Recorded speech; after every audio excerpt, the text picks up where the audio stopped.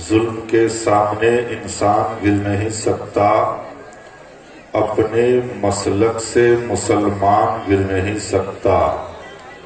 जुल्म के सामने इंसान गिर नहीं सकता, अपने मसलक से मुसलमान गिर नहीं सकता।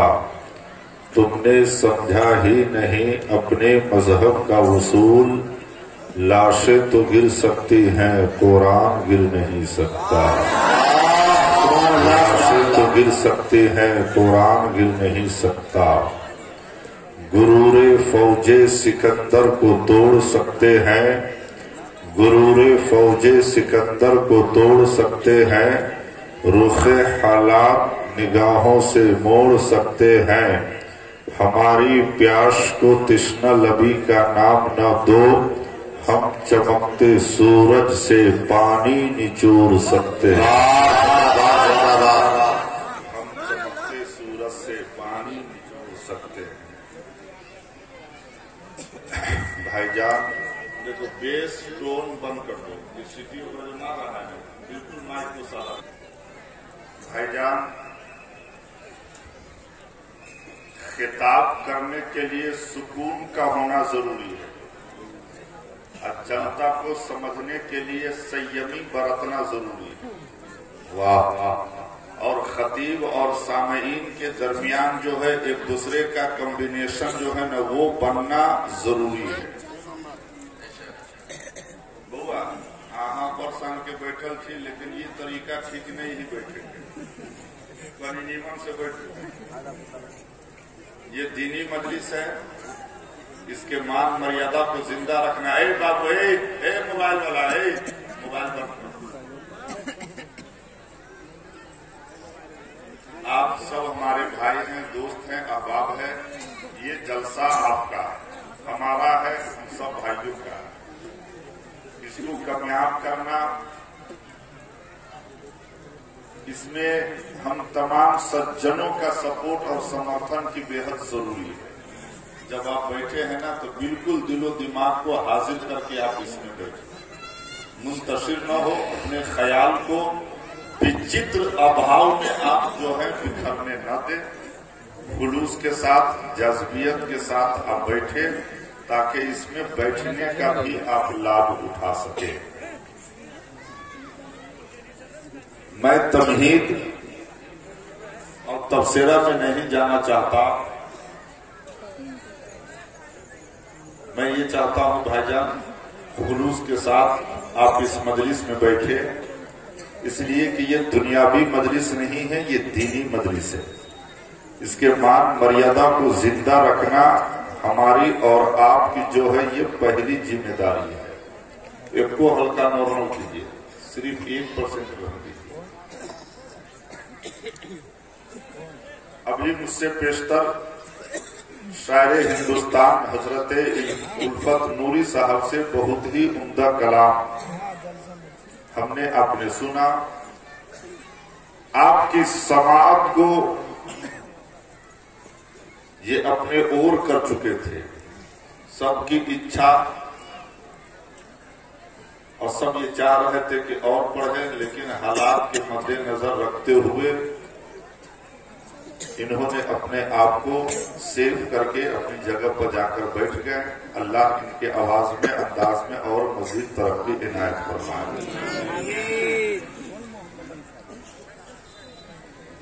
और मैं डंके के चोट पे कहता हूं कि मत जियो उस पीपल के पत्ते की तरह जो पतझड़ के मौसम में झड़ करके जमीन पर गिर जाता है। जीना है तो जियो उस मेहदी की तरह जो खुद तो पत्थर से घिस जाता है, लेकिन दूसरे के हाथ को लाले लाल कर देता है। जिंदाबाद। भाईजान, मेहदी के गाछ में इतनी ताकत और कुव्वत नहीं है कि एक बच्चा का वो बोझा उठा सके मुफ्ती साहब, लेकिन मेहदी के गाछ ने कहा कि दे, रंग दे, ताकत दे, क्वालिटी दे। मेरे अंदर भी एक ताकत है, तोड़ता भी तू है, पत्थर से घिसता भी तू है, लेकिन अपने अपने वजूद की नगमगी को मैं डूबने नहीं देता बल्कि जाहिर कर देता हूं। बहुत अच्छे। मैं कहना ये चाहता हूं भाईजान कि जीना है तो जियो उस पत्थर की तरह जो पर्वत की ऊंचाई से गिरने के बावजूद अपने सुंदरता को खोने नहीं देता। मरना है तो मरो उस इंसान की तरह जिसको दफनाने के बावजूद उनके बीते हुए पल आपको भूलने नहीं देता। भाईजान जब इस दुनिया में आए हैं, अल्लाह की धरती पर घर बना कर रह रहे हैं, तो काम ऑपरेशन कर जाए कि जब तक आप जीवित रहे तो लोग आपसे मिलने को आए। जब आपका देहांत तो हो जाए तो आपके कब्र पर लोग खड़े होकर के कुरान पढ़े। ये कपाल नीचा में कहले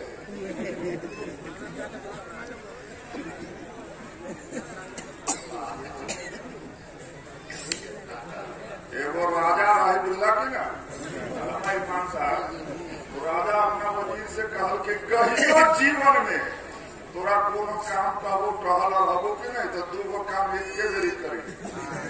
वजीर कहल कि महाराज एक समय में दो काम कैसे होगा? तो कहा कि सुन, जेहने जो कहबो तोरा चाय लागा तो पानी लेके आई है, कहबो कलौ लागा तो पानियों लेके आई है।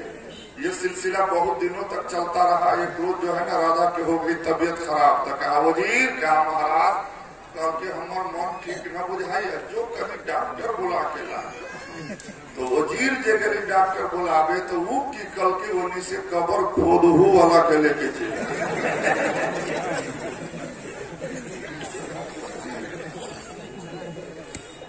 ये सब बात कोनो कहे वाला ना है, लेकिन हम मन के साफ करें।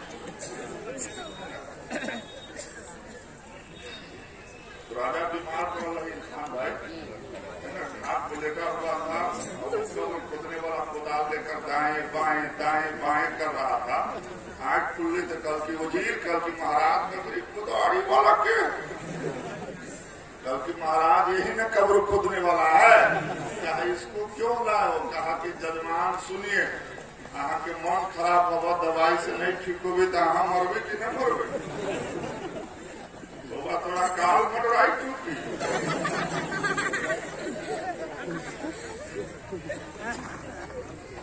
मैं हमारे पास जो जुमले हैं ना, दुआ देने के लिए हमारे हजरत लोग यहाँ पर हैं।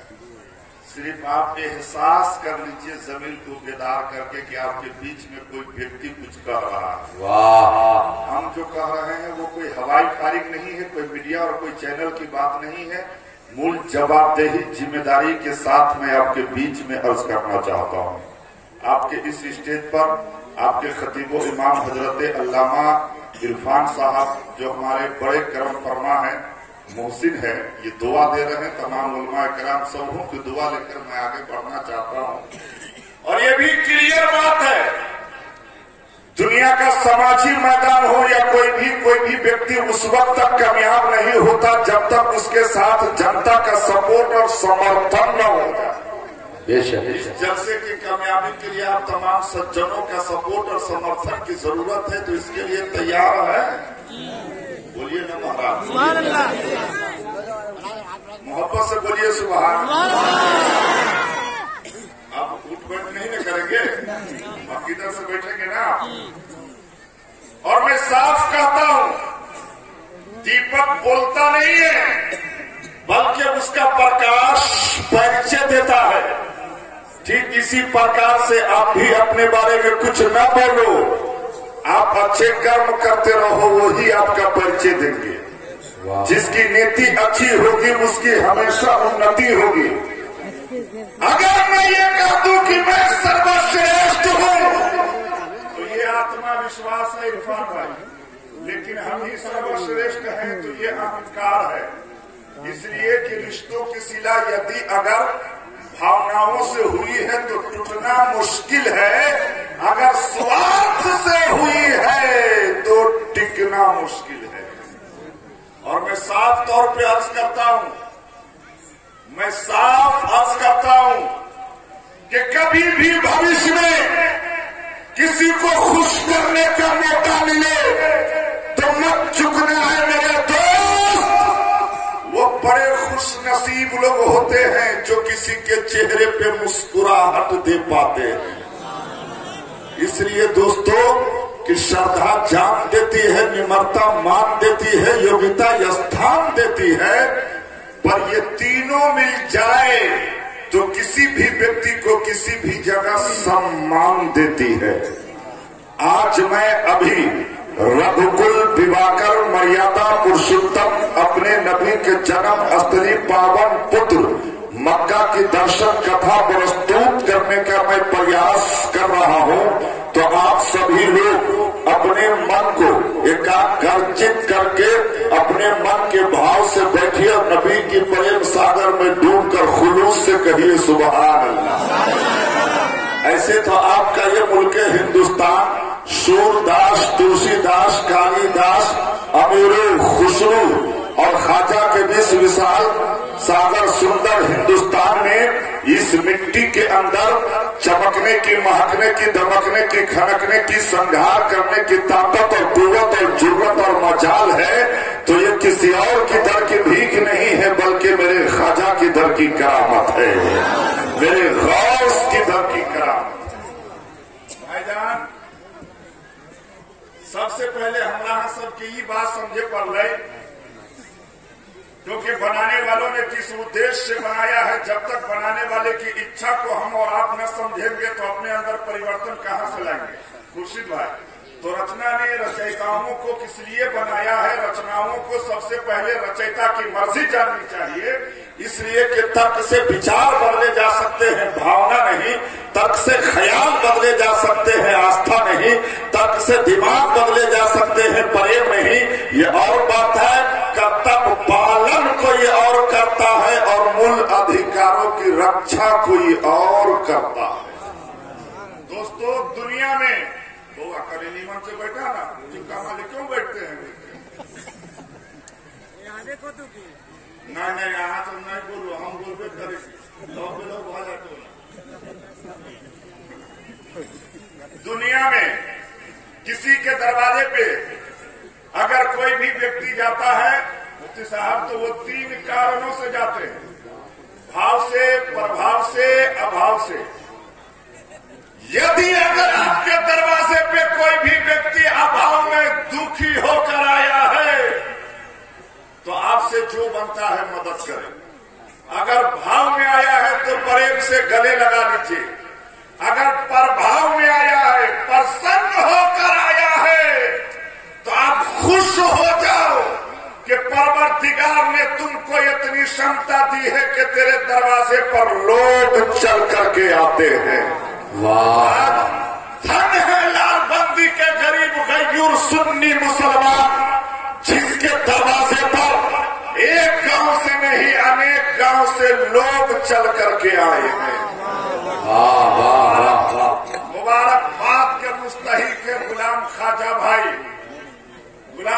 भाई और उनके तमाम रुफ़का, दोस्त, अहबाब, खैशो अकारिब जो मिलकर के आज इस विशाल प्रोग्राम को कयाम अमल में लाया है।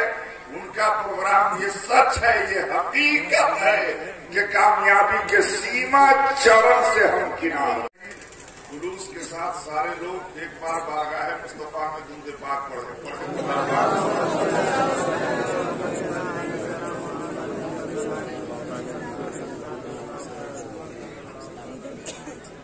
तो इरफान भाई, अल्लाह आप लोगों जी बस आगे होकर बैठिए, नहीं कुछ बोलिए, लेकिन हम देखेंगे ना वही से हमारा मन जुड़ा आ जाते कि हमारा हजरत सब बैठा है।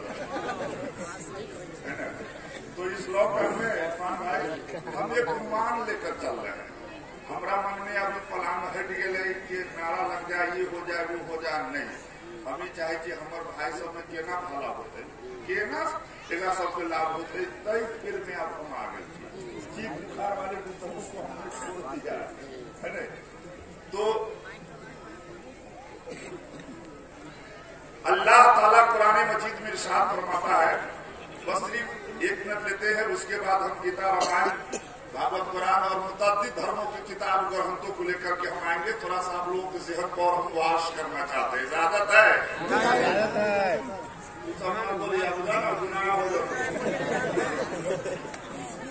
सहमति है ना? जो बोले तो बुझे में सोचता हो ना।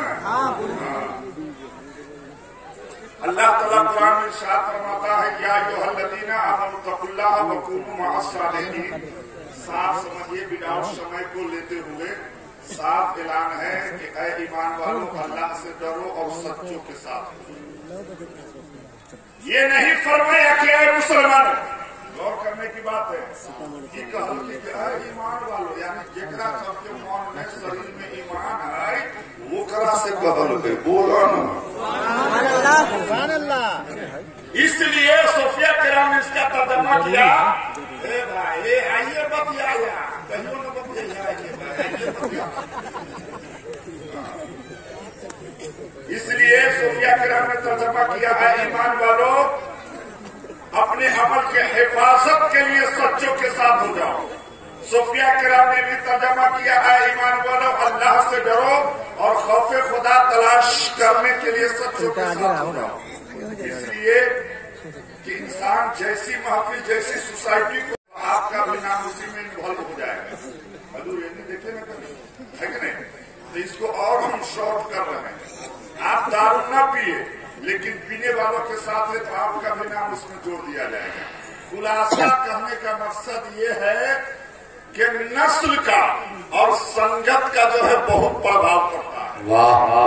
जैसी सोहबत, जैसी सोसाइटी, जो तरबियत आप पाएंगे उसी हिसाब से आपकी परवरिश है, उसी हिसाब से आपका चर्चा होगा। मैं आपसे कहना चाहता हूं भाईजान,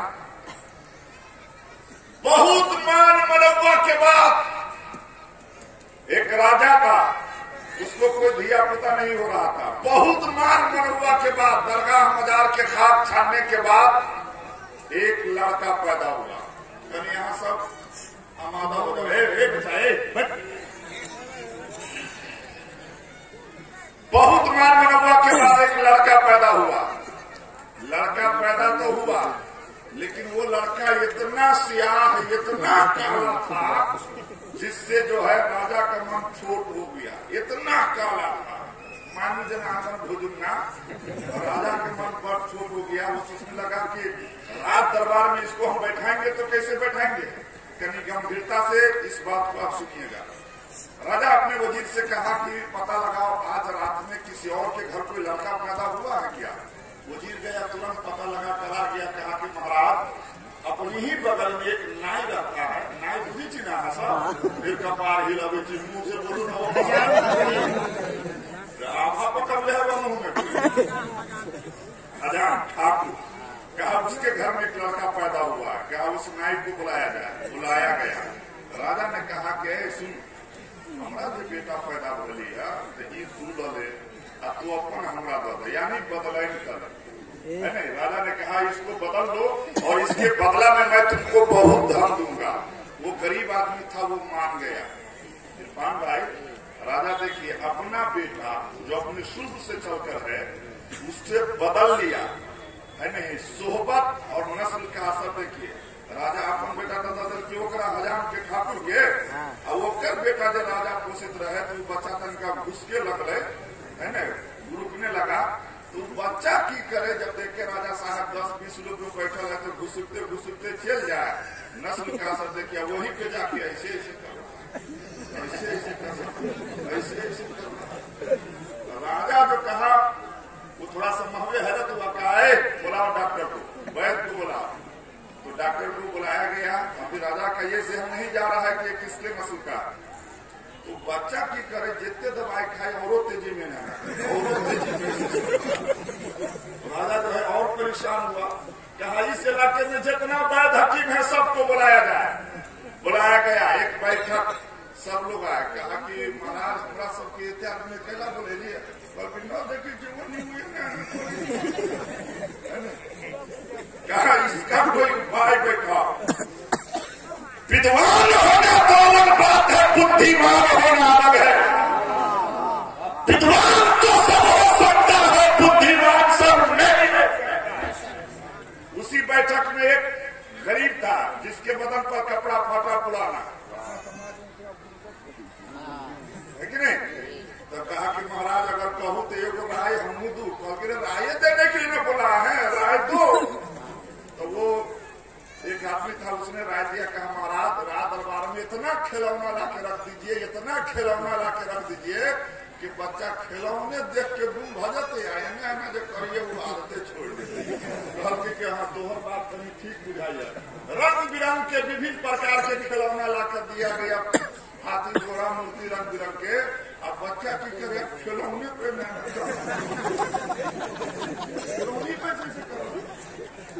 राजा कहा अपने से वजीर से कि चलो आज चौरी में घूमने। जब चौरी में वो घूमने जाता है तो वो देखता क्या है, इसका बेटा जो नायक यहाँ परवरिश पा रहा था वो बकरी चराने के लिए भेज दिया था। वो राजा के नस्ल का था, उसके पास कुर्सी नहीं था, गरीब था। तो चौरी में के दल न हो चेपा, फिर कपार हिलबी उसी चेपा को कुर्सी बना के बैठा है। जितना बकरी चरवा है सबों पे वो सबों को हिदायत कर रहा है, केकरो खेत में बकरी न चराइए, केकरो रबी राय न उखाड़िए। तो ये कह भी रहा है और राजा सुन भी रहा। कहा वजीर, कहा महाराज, कहा वो मसले का हल हो गया, जिसमें हम लोग परेशान थे उसका निर्णय और न्याय हो गया। कहा वो क्या? कहा कि देखने में काला होता है तो क्या है, वो राजा के नस्ल से है, बकरी भी चला रहा है तो सबों पे राज करता हुआ ऐसे हम ही कहना चाहे छी, हो हमार समाज, हो हमार भाई। अगर अपनी सब निमन न बनला तो बउआ केना निमन बनती वो काम कर। वाह वाह वाह। अगर आप कहते हैं कि उसका बेटा दारू पीता है, बुजुर्गों का बयान है, रिवायतों में है, वो बच्चे की गलती नहीं है, उसके माँ बाप के जीवन में झांक करके देखिए, कहीं न कहीं उनके माता पिता में ये ऐब है, तब जाकर आज उसके बच्चे के अंदर है। अगर आप चाहते हैं आपका बेटा याश न बने, दारू न पिए, जुआ न खेले, तो उसके लिए स्वयं अपने आप को इन चीजों से बचाइए, तब जाकर आपके बच्चे का जीवन जो है उज्जवल भविष्य होगा, उसका मुस्तकबिल जो है ताबनाक और बरकसिंदा हो जाए। सुभान अल्लाह। और मोहब्बत से कहिए सुभान अल्लाह। एक बात और है, एक बच्चा अमरूद के गाछी पे चढ़ा हुआ था, अमरूद तोड़ के खा रहा था। गाछ वाला घरे उतरो, कहा नहीं उतरे, कहा न उतर में, कहा कि न उतर में तो हम तोरा बाबू को कह देंगे। कहा नहीं उतरेगा, मैं तेरे वालिद को कह दूंगा। तो कहा कि हमारे बाबू घरे होते तब न कहबो। तो कहा कि वो न होते तो तोहर दादा हो तो ओकरा कहबो। तो कहा कि वो होते घरे तब ना।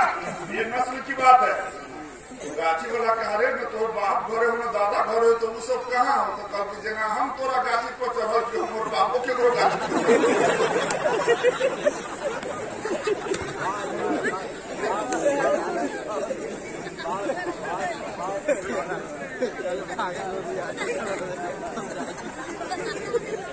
वो के लिए अपने आप को सुधारिए, अपने आप को सुधारिए। बात समझ रहे हैं, नहीं समझ रहे हैं? मोहब्बत से कहिए सुभान अल्लाह। अब आइए, मूल जिम्मेदारी के साथ मैं कह रहा हूं, इस प्रोग्राम में हमारे हिंदू समाज के भी बहुत सारे भाई बंधु लोग हैं, जो जनता जनार्दन के बंधुगण है। आज हम यहाँ पर दल और विचारधारा के भिन्नता को छोड़कर आए हैं, इस जलसे में पधारे हैं, जो ये हम सबों के लिए गौरव एवं सम्मान का विषय है।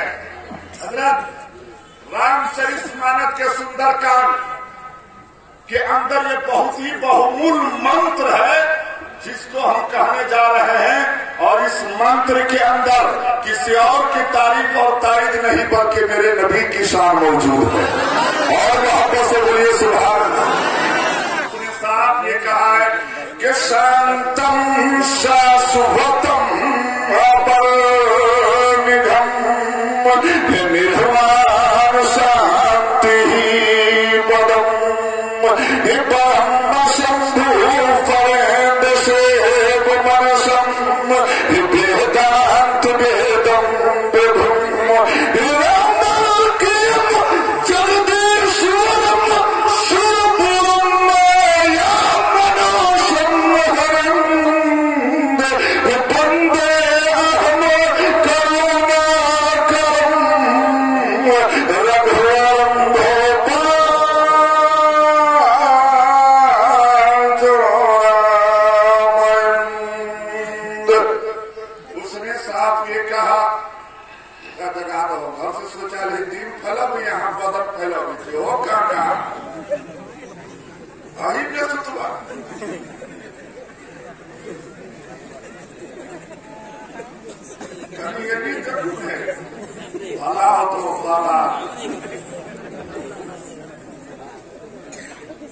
मोहब्बत से कहिए सुभान अल्लाह। उसने साफ ये कहा कि शांतम शाश्वतम, यानी शांत स्वभाव शांति दान प्रदान करने वाले, अपर निगम यानी सर्वप्रथम। अपर निगम का माना हुआ सर्वप्रथम। इस पृथ्वी पर आने वाले बंदे अहमानों के रूप धारण करके करुणा करम इंसान की सेफ्टी हिदायत के लिए अपर निगम इस पृथ्वी पर आने वाले आमना के लाल है। बोला बोला बोला ना सुभान अल्लाह। ये कौन कह रहा है जो कर्मा नबी का नहीं पड़ता? मोहब्बत से कहिए सुभान अल्लाह। अब इसी बात के सपोर्ट में वाल्मीकि की रामायण, जिसका ट्रांसलेशन स्वामी तुलसीदास चित्रकूट के भाग पर बैठकर राघोपुर गांव में उसने इस तरीके से कहा, बोल दीजिए सुभान अल्लाह, कि सब कर परम पर काशक जोई, राम नाम आपत पाति सोई हो। ने कहा कि सबकर परम प्रकाशक जोई, के जिसके प्रकाश से सारे लोग प्रकाशित हैं और जिनकी बात से प्रभावित हैं वो श्री शांति आमना के पुत्र हैं। तो अब ये किससे कह रहा है इरफान भाई? परवरदिगार से कह रहा है कि हे रघुकुल श्रेष्ठ, हे परम शांति देने वाले परवरदिगार, हे करुणा के भंडार, हे संत पापों के हरने वाले, मैं तुमसे विनती करता हूँ कि तुम मुझे उसके ओर अग्रसर कर के जो व्यक्ति सोने के पर्वतों समीरों के समान है, जो के अतुलित बल के धाम है, तू मुझे उसके ओर अग्रसर कर कि जो व्यक्ति सोने के पर्वत और समीरों के समान है, जो कि अतुलित बल के धाम है। और आप कहेंगे अतुलित बल के धाम का माना क्या हुआ? तो बड़े बड़े लोग यहाँ पर मौजूद है। प्रोफेसर हजरत उस्ताद शोरा फलासाबी साहब मौजूद है। आप इनसे पूछेंगे तो फरमाएंगे अतुलित बल के धाम का माना ये हुआ कि जो व्यक्ति अतुलनीय हो, अग्रगण्य, जो ज्ञानियों में सबसे बड़े ज्ञानी हो, जो अतुलनीय हो, जिसका कोई तुलना न हो, जिसका कोई तोड़ न हो, जिसका सामी न हो, जिसके जैसा न हो। इस बात पर ग्राम से पूछेंगे तो ये जवाब देते हुए नजर आएंगे कि इस तरह की बात यदि अगर किसी इंसान में पाई जाती है तो वो साथ मोहम्मद मुस्तफा की है। जिनका सानी भी न हो, जिनका साया न हो, जिनके जैसा न हो, अगर वो कोई है तो आमना के लाल है।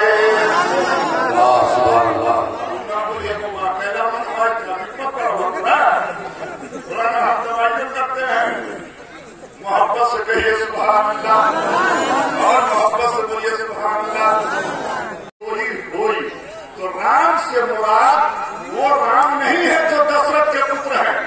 राम कहते हैं रमन करने वाले को, यानी बार बार नाचना, आना जाना। तो यहाँ पर राम का अर्थ जो है आत्मा का लिया गया है। तो गोस्वामी का ये बयान है कि यही आत्मा, यही रूप, यदि अगर आपके शरीर में स्वरूप है यानी इन्वॉल्व है, दाखिल है, तो आपको जीवित है, आप में बोलने की ताकत है, आप में ढूंढने की ताकत है।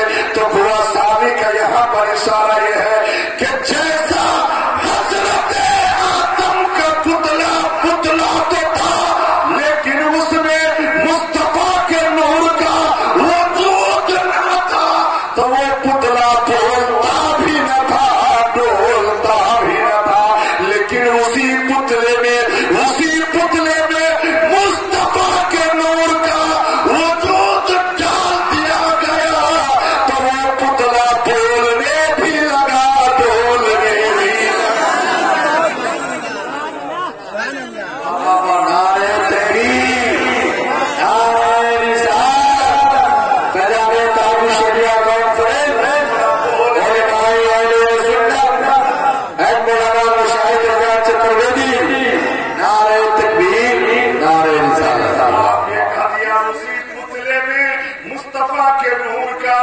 वजूद डाल दिया गया तो वो पुतला ढोलने भी लगा, ढोलने भी लगा।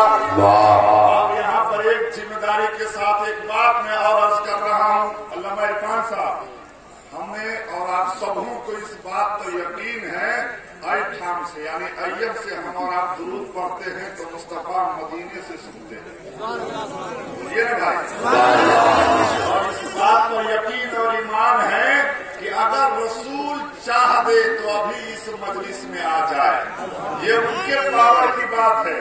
तो इसके सपोर्ट में हुआ स्वामी तुलसीदास महाराज वाल्मीकि के रामायण का ट्रांसलेशन किया अपने अंदाज में, जिस पर उसने लिख दिया है, जिस बात को हम कहने जा रहे हैं, बोलिए ना सुभान अल्लाह, और मोहब्बत से बोलिए सुभान अल्लाह।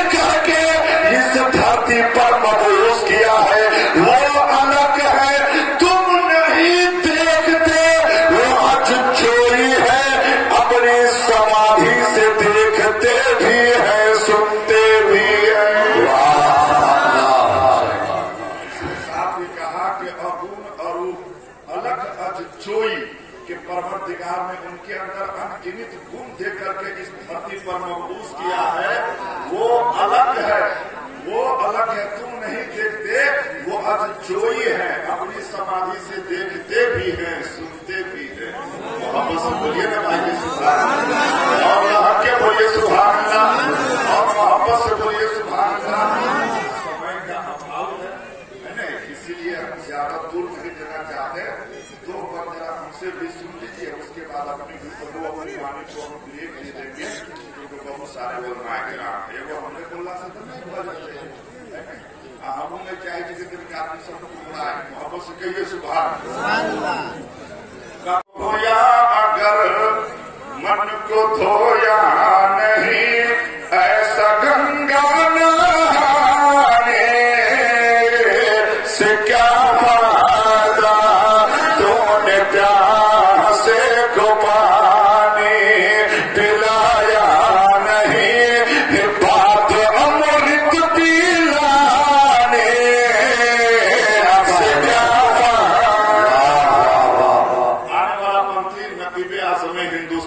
चर्चित नकीब, मशहूर प्रसिद्ध नकीब उबैदुल्लाह साहब की जानिब से ओर से हम अपने समर्थकों के बीच लेकर आने का ये पंक्ति हम प्रयास कर रहे हैं।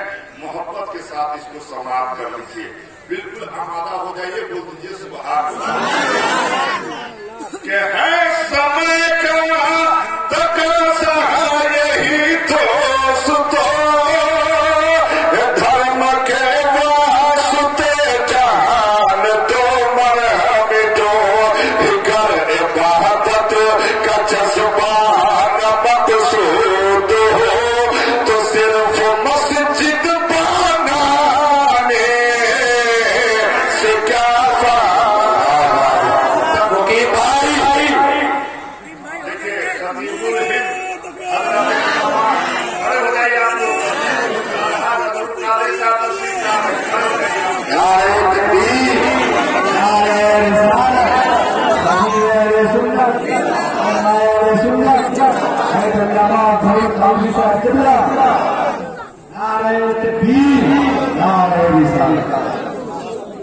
आज होकर बैठे, इधर होकर बैठे ना।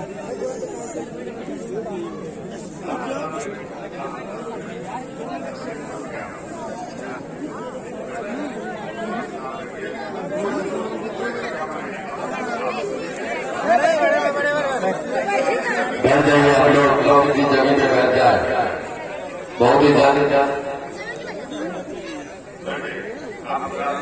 शायर इस्लाम लते मुबारक हुसैन मुबारक गिरिडीह झारखंड वो आने वाले हैं। शायर सुन्नत है शाकिर रजा नूरी पटना वो आने वाले हैं। पीले तरीका पीरे तरीक़त रहबरी राय शरीफ अल्लामा इमरान रजा खान साहब बरेली शरीफ की आमद होने वाली है। इसलिए आप तमामी हजरात से गुजारिश है कि आप तमामी हजरात बैठे और शायर मोहतरम हज़रत मुबारक हुसैन मुबारक से मैं गुजारिश करता हूँ कि आप तैयार होकर के तशरीफ लाएं। नारे तकबीर, नारे रिसालत, हज़रत अल्लामा अलहाज अब्दुल कादरी साहब किबला, नारे तकबीर, नारे रिसालत। बस आखिरी पंक्ति कि नाम मेरा मुशाहिद जानी लक़ब है गुलाबपुर सिसवा कटैया में घर मेरी तकरीर के वक्त सोते हो जब तो फिर मुझको बुलाने से क्या फायदा तन को धोया अगर मन को धोया नहीं ऐसा गंगा नहाने से क्या फायदा तूने प्यास से को पानी पिलाया नहीं बात अमृत पिलाने से क्या फायदा। खुलूस के साथ उधर बात करिए अल्लाहुम्मा सल्ली अला सय्यिदना मौलाना मुहम्मद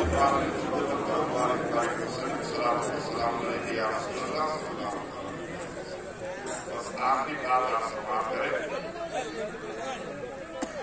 भाई जी प्लीज भाईजान हम लोग सब लोग सलीके से बैठ रहे हैं, इज्जत से बैठिए, मोहब्बत से कहिए सुभान अल्लाह। आमादा हो जाए जिस रसूल के आप गुलाम थे उस रसूल का जलवा देखिए, अजमत देखिए, सहाबा किराम की नूरानी जमात है, झूठ है, झूठ है। अल्लाह के रसूल फरमाते हैं कि ऐ मेरे जानिसारों जो कुछ भी मांगना है मांग लो, आज मैं सबको सब कुछ अपने रब के काम से अता कर दूंगा। माशाअल्लाह। जो मांगना है मांग लो, अता कर दूंगा। नूरानी जमात है, झुंड है, सहाबा किराम मौजूद है।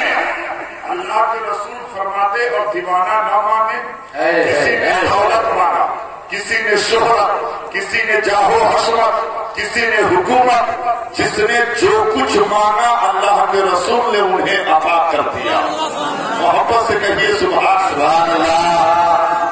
उन्हीं मांगने वालों के मौजूदगी में एक हजरत अब्दुल्ला इब्ने मक्तूम है, अरीज़ा पेश करते हैं अल्लाह के प्यारे रसूल, मैंने अपने कान से सुना है, दिल की निगाह से देखा है, अभी जिसने जो कुछ मांगा है आपने उन्हें अता कर दिया है। मुस्तफा रसूल ऐसा ही कायनात के रसूल, मेरी आंख की बीनाई नहीं है, मेरे भी आंख के अंदर बीनाई अता कर दी जाए, मैं भी आसमान में जो सितारे के अंजुमन है मैं उसका मुशाहिदा करना चाहता, मैं उसका दीदार करना चाहता। इतना कहना था, अल्लाह के रसूल दुआ फरमा देते हैं, उसकी आंख में बीनाई आ जाती है। वाह वाह वाह वाह और रखने बोलिए उसकी आंख में रोशनी आ जाती है। लेकिन जब रोशनी आती है तो वो दाएं नहीं देखते, बाएं नहीं देखते, नीचे नहीं देखते, ऊपर नहीं देखते, फकत मुस्तफा का रुखे ज़ेबा देखते, रसूल का चेहरा अक़दस देखते। देखते देखते कुछ देर देखते रहे और खामोश हो गए, मरने पे सुकूत अख्तियार साइलेंट है। अचानक हजरत अब्दुल्ला इब्ने मक्तूम फरमा अरीज़ा पेश करते हैं, मुस्तफा ऐ रसूल अब आप दुआ ये कर दीजिए कि मेरी आंख की बीनाई वापस गुम हो जाए। अल्लाह मजमा पे सुकून, सारे लोग साइलेंट है, किसी की जुबान में इतनी ताकत नहीं है कि ताबड़तोड़ वो कलाम कर दे। वो अदब का मकाम था, वो अदब का मकाम था। बहुत देर न रहा गया, उन्हीं दीवानों में से एक दीवाना बोल पड़े, ऐ मेरे आका के दीवाने,